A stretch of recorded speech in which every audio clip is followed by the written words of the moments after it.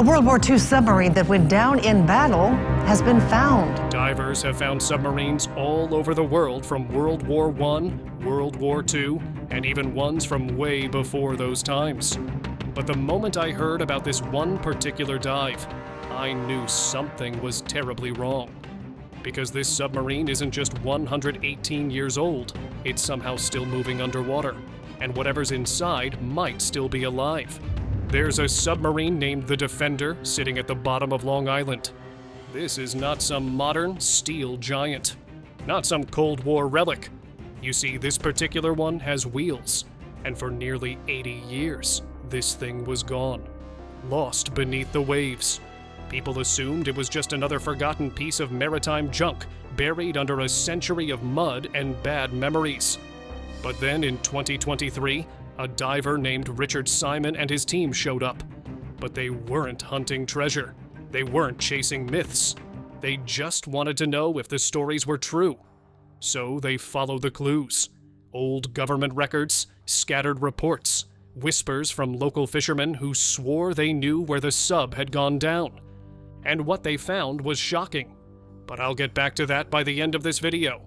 This next particular case is the most important breakthrough since the Defender. The Nautilus submarine was so dangerous, even Napoleon rejected it. But its creator refused to back down, and that stubbornness sent it straight to the bottom. It's the year 1800. You're standing on the banks of the Seine River in France, watching a man climb into what looks like a floating coffin. The people are whispering. Some of them are just waiting for this thing to sink and take its inventor with it. But Robert Fulton? He's not laughing. Because in his mind, he's about to change the future of war forever. See, Fulton wasn't just building a boat. He was building an invisible weapon, a machine that could slip beneath the waves, sneak up on enemy ships, and blow them out of the water before anyone even knew what happened. And for the early 1800s, that idea wasn't just ambitious, it was insane. But Fulton did it anyway. He called it the Nautilus, 21 feet of copper and iron, stitched together by sheer stubbornness and a belief that the old ways of war were finished. Instead of sails, he gave it a hand-cranked propeller. Instead of cannons, he armed it with floating bombs, little copper cylinders packed with gunpowder and bad intentions. Fulton even figured out how to make his submarine dive and surface using a ballast system, which is wild when you remember people still thought balloons were cutting-edge technology back then. In the tests he performed, the Nautilus sank a small ship right there on the river. One day, he took his invention to Napoleon. Fulton thought that this was his big moment. But unfortunately, Napoleon thought it was too experimental and dangerous. And just like that, the dream ended right there. No government contracts, no fleets of stealth submarines, just a pile of scrap metal and an inventor with nowhere left to turn. So, in a fit of rage, Fulton dismantled the Nautilus with his own hands. The parts were lost in the water, but this time, the sea sent something back, and it was the U-534, a dangerous submarine from World War II that had been hidden under the ocean for decades. It was May 2nd, 1945. The war was ending, Germany was crumbling, but deep in the North Sea, one last submarine was still on patrol. The U-534, one of the long-range U-boats designed to stalk Allied convoys and tear the lifelines of Britain to shreds. But by 1945, the hunters had become the hunted. Allied ships didn't just defend themselves anymore. They hunted back, with radar, sonar, and depth charges that could turn steel into scrap in seconds. Still, the U-534 kept going. Whether out of duty, desperation, or denial, their crew pushed on into waters they knew they might never leave. And then the sky fell when the British aircraft spotted her. And just moments later, the sea was shaking. Bombs rained down, explosions roared through the water. And inside the sub, the men were scrambling for their lives. Keep in mind, these were just boys who were simply doing what their nation asked them to do. But as the U-534 slipped beneath the surface, The war above raged on without her. But the sea doesn't care how close you are. It takes what it takes. And unfortunately, it took down the biggest tour underwater by arguably the worst submarine in history. There's something poetic about a submarine built to visit a wreck becoming one itself. But the deeper you go into the Titan story, the stranger it gets. And not just because of the carbon fiber or the billionaires on board. What really sticks with me is this quiet, nagging thought that nobody seems to ask. Why did we ever think this was going to work? We're talking about a capsule, bolted shut from the outside, dropping into a part of the planet less explored than Mars, using materials that engineers had been side-eyeing for years. And I can't stop wondering, did Titan already know it was going to fail?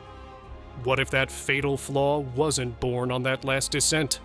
What if it had been there for months, years? Here's where it really gets eerie. The Titan didn't just want to reach the Titanic. It wanted to offer tours repeatedly for profit. Human beings paying hundreds of thousands of dollars to roll the dice against physics itself. Almost like we forgot what happened to the ship it was visiting. Titan is now part of the very legend it was built to chase. But even Titan's nothing compared to the legendary U-864's demise. Somewhere in the freezing black waters off Norway, there's a metal coffin packed with secrets. That submarine was U-864, a German U-boat built for silence, speed, and smuggling, designed not just to fight, but to disappear.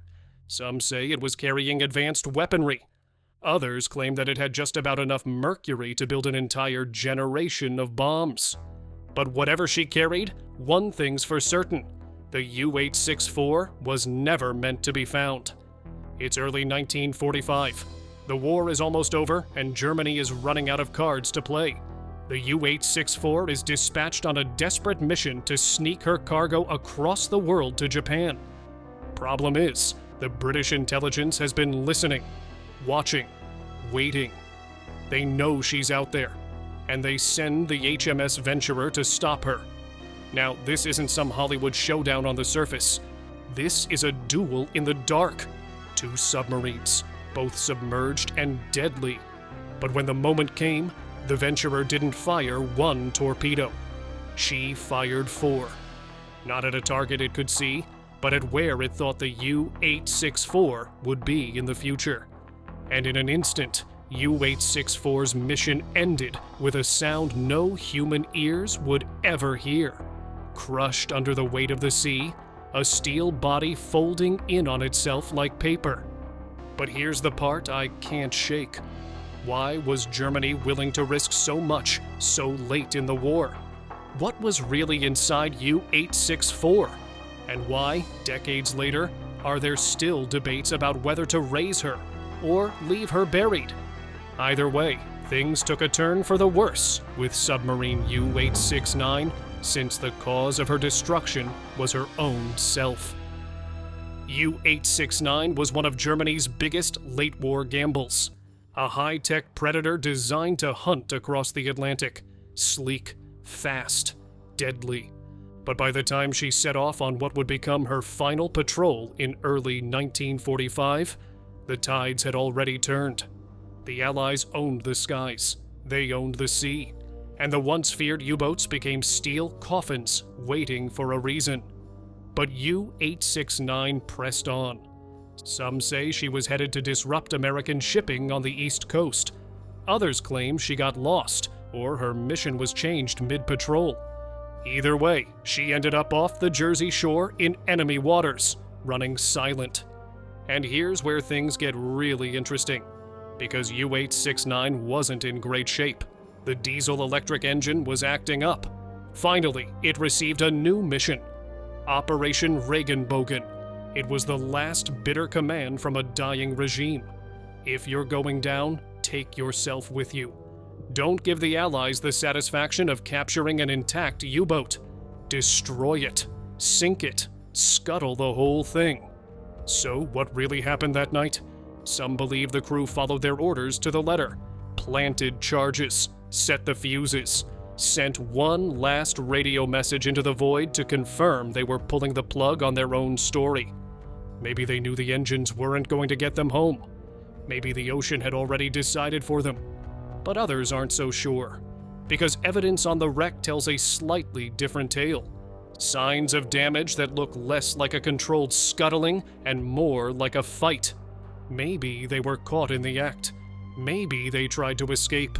Maybe the final moments were chaos instead of control. And just maybe, it took 2 wars to take down 2 of the most lethal submarines ever. Take UB-110 and U-843, 2 submarines, 2 different wars, 2 final dives that ended almost the same way, smashed apart by pressure and violence, left to rust in the dark. But the more you dig into their stories, the more you start to wonder, was it really the enemy that killed them? Or did the water just finish what time had already started? Let's start with UB-110. This was a World War I machine, fresh out of the shipyard with all the fancy upgrades of its era. A pressure hull designed to hold the weight of the ocean itself. Strong, advanced, ready for anything. Until it wasn't.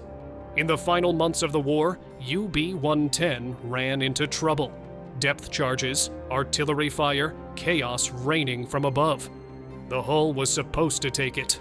That was the whole point. But pressure is a patient killer. It doesn't need an opening. Once the first drop of water gets in, that's it.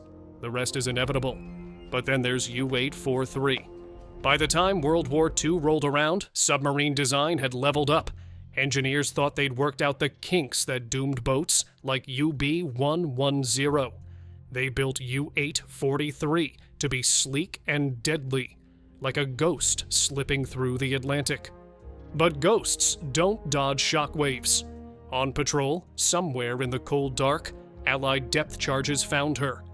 Again, it wasn't just the explosion. It was the pressure. The way the force rippled through the water, hunting for the soft spot. And the ocean took over from there. But what happens when a submarine trips on a mine under the sea? It's hard to imagine a worse way to go than drifting blind through a minefield. That was the reality for UB-29, a German submarine sent out in the summer of 1917 with one job: patrol enemy waters. Simple enough on paper, but in practice, it meant threading a metal coffin through invisible death traps, hoping the ocean didn't swallow you whole before the enemy even had the chance. Mines were the real sea monsters back then. You couldn't see them. You couldn't hear them. Just these silent floating killers anchored to the sea floor, waiting patiently for someone to make a mistake. And UB-29 ended up making the most tragic one. The sub slipped into a narrow corridor, surrounded on both sides by explosives carefully placed by Allied forces. They just made one wrong turn, and the sub exploded. Within minutes, the submarine was gone, dragging its crew to the bottom. And that should have been the end of it. But decades later, people found her. Archaeologists scanning the seafloor came across the wreck, nearly hidden beneath layers of silt. But when divers got close enough, they could see the story written in twisted metal. Most submarines end their story at the bottom of the ocean, but not the U-995. The U-995 somehow slipped through the cracks of history, the kind of U-boat that probably should have been scrap metal by now. But instead, you can go visit her. Walk her narrow halls, smell the rust, feel the claustrophobia creep in. It was May 1944. The U-995's out in the freezing North Atlantic, minding her own business, when a Canadian Sunderland flying boat spots her. Machine guns light up the sky. Bullets rip into the metal. 5 men go down. The sub takes damage, but not enough to kill her, but enough to make the whole crew wonder if this is the moment the sea finally gets what it's been waiting for. However, they patched her up and they limped back to safety. But then, 2 months later, the RAF's B-24 Liberator shows up. It gets face-to-face with the U-995. When the explosions hit, oil spills out, just a slick black ribbon across the water saying, "Hey, We're over here if anyone else wants a shot." And somewhere inside that chaos, they find out the mounting on one of the radio antennas is leaking, which, if you're not a submarine nerd, is basically like discovering your parachute has a hole halfway through your skydive. But somehow, they manage to keep her afloat. That's the thing about U-995. She's not famous because of some record-breaking kill count. She's not a legend because of a dramatic last stand. She's famous because she just wouldn't die. But then, right as the war ends and every other U-boat gets scuttled, bombed, or rusted into oblivion, the British take her. Then the Norwegians borrowed her for a while, renamed her to Cora. And finally, in 1965, after 2 decades of somehow still existing, she gets shipped back to Germany. They clean her up, slap some fresh paint on, and park her in Le Beau, where you can now walk through a submarine that honestly feels like it survived by sheer force of will. On the other hand, the largest submarine ever built didn't go out in a blaze of glory. The I-400 was quietly, deliberately erased. See, back in World War II, Japan came up with this absolutely wild idea. What if, they thought, we built a submarine, but made it an aircraft carrier? And they actually did it. The I-400 wasn't just big, it was absurd, nearly twice the length of anything else out there. A steel leviathan designed to creep through the ocean, pop up out of nowhere, and launch planes. Yes, actual, full-sized planes, 3 of them, tucked into a watertight hangar like some kind of secret underwater airbase. The plan was to sneak across the Pacific, surface near the Panama Canal, launch a surprise airstrike to choke off Allied shipping. But that's what desperation looks like in the final years of a losing war. The I-400 was finished in late 1944. But by then, Japan was already running out of time. The Allies were closing in, cities were burning, supplies were vanishing. And these monstrous, high-tech submarines? They suddenly felt a bit late to the party. So instead of rewriting history with some world-shattering attack, the I-400 spent most of its life waiting. And then, just like that, the war ended. And here's where things get really interesting. The Americans show up, they take one look at this beast of a submarine, and immediately realize, if we think this is cool, the Soviets are going to lose their minds. Because keep in mind, this is the start of Cold War vibes. Nobody wants cutting-edge military tech drifting into the wrong hands. So the US Navy cooked up a plan Operation Road's End. The goal was simple: sink every single advanced Japanese submarine before anyone else can touch them, only to witness the very same thing happening to the USS Greyback. This was a submarine built for chaos, for slipping into enemy waters in the dead of night, launching torpedoes, and disappearing before anyone knew what hit them. Fast, sharp, deadly, a shadow with teeth.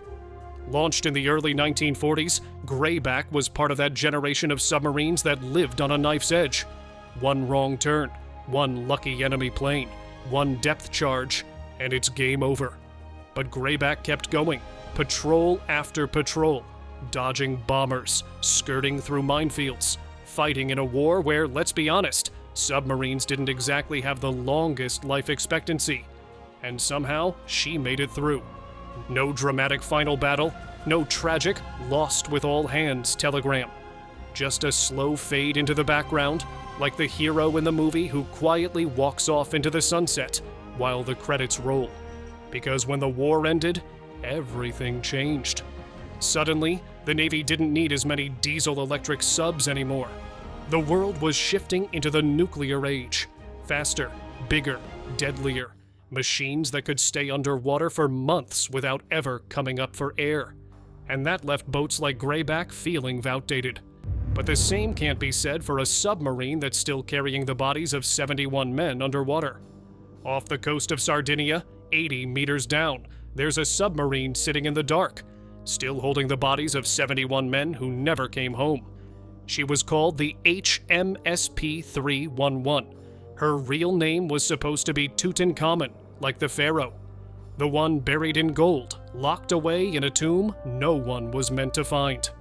Which is fitting, because that's exactly what she became. Back in December 1942, P-311 left Malta on a secret mission. Operation Principle. The goal was to sneak into Sardinia's waters and take out a pair of Italian warships. No one was supposed to see them coming.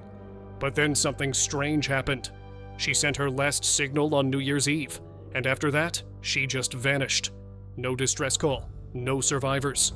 For years, nobody really knew what happened. The waters around Sardinia were crawling with mines. Big, floating bombs waiting for unlucky ships to bump into them. It made sense, but without proof, it was just another wartime mystery until 2016, when a diver named Massimo Bondoni was exploring off the coast of Tavalara when, out of nowhere, he found her sitting quietly on the seafloor. And here's the part that still gives me chills. She wasn't obliterated. This wasn't some twisted heap of wreckage. The mine hit the bow, just enough damage to lock her shut, not enough to break her apart. Which means the crew inside were still alive, at least for a little while. But somewhere beneath the sunlit waves of the Aegean Sea, there's a graveyard no one really talks about. For 81 years, HMS Trooper sat quietly down there. No headlines, no search parties, a forgotten shadow on the ocean floor. Until now. A guy named Kostas Thoktaridis, leading a team from Planet Blue, finally found her. Imagine that. Decades of nothing. Then suddenly, there she is. Broken. Still. Waiting. But to really feel this story, you have to rewind. It's October 1943. World War II is burning through the world. Submarines like Trooper, they're the ghosts of the sea, sliding beneath the waves, unseen, unheard, slipping through enemy waters like sharks with steel skin. Their job was simple but impossible. Get in, disrupt everything, and get out alive. But Trooper never got out. She left on patrol, tasked with guarding key sea lanes and spying on German movements. 1 minute she was there, the next minute she was gone. And for decades, nobody knew what happened. People guessed, sure, mines, enemy ships, mechanical failure. But there was no wreck, no proof, just a lot of empty water and a list of names that never made it home. But when Kostas and his team finally found her, the mystery cracked open. Trooper wasn't just resting peacefully on the seabed. She was torn into 3 huge pieces, like something grabbed her and snapped her apart. Turns out that something was likely a German mine. One moment of bad luck in a sea full of invisible killers. This wasn't a slow disaster.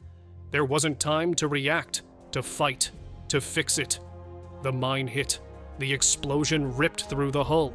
64 men gone in an instant. It's brutal, but also weirdly beautiful. Because now, after all this time, we finally know where they are. I always think about what those last moments must have been like. Did anyone realize? Was it over before they knew it started? Maybe that's the only mercy in a story like this. Because somewhere off the coast of Connecticut, beneath the gray, restless waves of Long Island Sound, sleeps a submarine with wheels. This isn't science fiction. This is the Defender, built all the way back in 1907. An experimental underwater machine straight out of the fever dream of a man named Simon Lake, a guy who looked at the ocean floor and thought, why swim when you can drive? For decades, the locals swapped rumors about her. An underwater car, a ghost of early engineering rusting away beneath the tides. But nobody really knew if she was still down there, until Richard Simon and his dive team from Shoreline Diving finally found her. And what they found was like stumbling onto the remains of some forgotten steampunk future. This was a 92-foot-long submarine resting quietly on the seabed, more than 75 years after someone decided her time was up and scuttled her for good. But let's back up for a second. At the start of the 20th century, submarines were barely past the drawing board. The world was still figuring out if humans were supposed to be down there at all. And Simon Lake, he wasn't just building subs. He was dreaming up underwater contraptions with airlocks and mechanical arms, and yes, actual wheels meant to let the vessel roll along the ocean floor like some metal beetle creeping through the dark. The Defender was his shot at a US Navy contract, a proof of concept, a gamble. She even had a lockout chamber designed so divers could leave the sub while underwater, a feature way ahead of its time. But the Navy weren't sold. Other subs got sleeker, deadlier, quieter. The Defender became a relic before she ever really got her moment. Eventually, they scuttled her. Just sank her right there in the Sound. And that should have been the end. Except it wasn't. Because now, over a century after her maiden dive, people are talking about the Defender again. In a way, the Defender did exactly what her name promised. She defended the idea that invention is supposed to be weird, ambitious, maybe even a little impractical. And now, she's still down there moving, proving that sometimes the things we leave behind don't disappear. They just wait for us to remember.